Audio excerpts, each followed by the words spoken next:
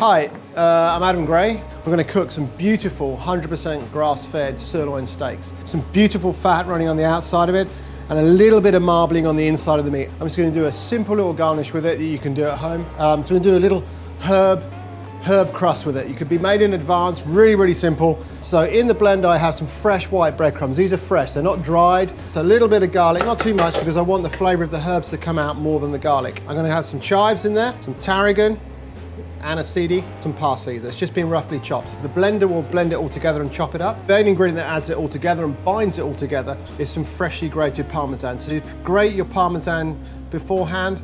Okay, so just going to blend it together and soon you'll start to see the greenness of the herbs, the juice of the herb coming out of it, the oils of the herb coming out. So I'm going to add a little bit of salt. I'm just going to put this in a bowl just to make it easier to add to the steaks later on.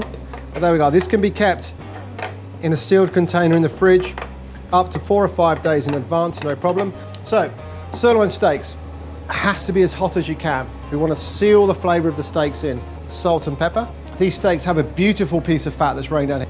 Put them fat side down.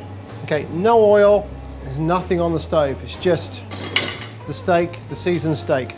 See, it's starting to go nice and crispy, so probably another minute or two just on that. There we go, look at that, absolutely beautiful. So rendering the fat down, and then I'm simply just going to cook it either side until it's cooked. Okay, to my preference, which is going to be medium rare. All I'm going to do is I'm just going to seal it either side, so nice and hot. Don't be scared, just leave it. You don't have to keep moving the steak when you're cooking it. Just keep it really simple. Leave it to sit and cook itself, okay? Then we're just going to rotate it around so the heat penetrates through it, and we're sealing it on all sides. Okay, so the steak has been cooking now for, say, 2 minutes on one side. Just going to turn it over. So I'm just going to rotate the steak. It's on there one side now. I'm just going to on this side because obviously I want to seal the steak all the way around to ensure that all the flavour and the juices don't leave the steak. And then, so we have the crisscross is going one way. You can crisscross it this way. I'm just going to turn the steak that way, and then we'll get a beautiful crisscross on top of the steak. Now you can see the crisscross on there, like so. And I would say I'm just going to cook it for about another minute, 45 seconds to a minute before I take it off, and we're going to let the steak rest. Well, the reason why we rest meat is to obviously let the juices relax inside the fibers of the meat. So when we cook a steak and we eat a steak, we want it to be as juicy and as succulent as possible.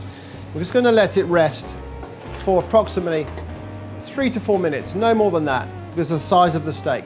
So all I'm going to do with this herb crust is I'm just going to sprinkle some on here, like so, and I'm just going to put it on half so we can see the steak. There's a little bit of fun, obviously if you want to, and I'll do one that has the whole herb crust over the whole of it. I'm just going to pop it into a preheated oven. So the oven is at 190. We're just going to put it in the oven for approximately 3 or 4 minutes. Okay, so these sirloin steaks have been in the oven about 3 minutes, and then we have the herb crust has nicely melted. Okay. So there you have 2 beautiful grass-fed, 100% grass-fed sirloin steaks with a herb and garlic crust. Very simple, easy to do at home.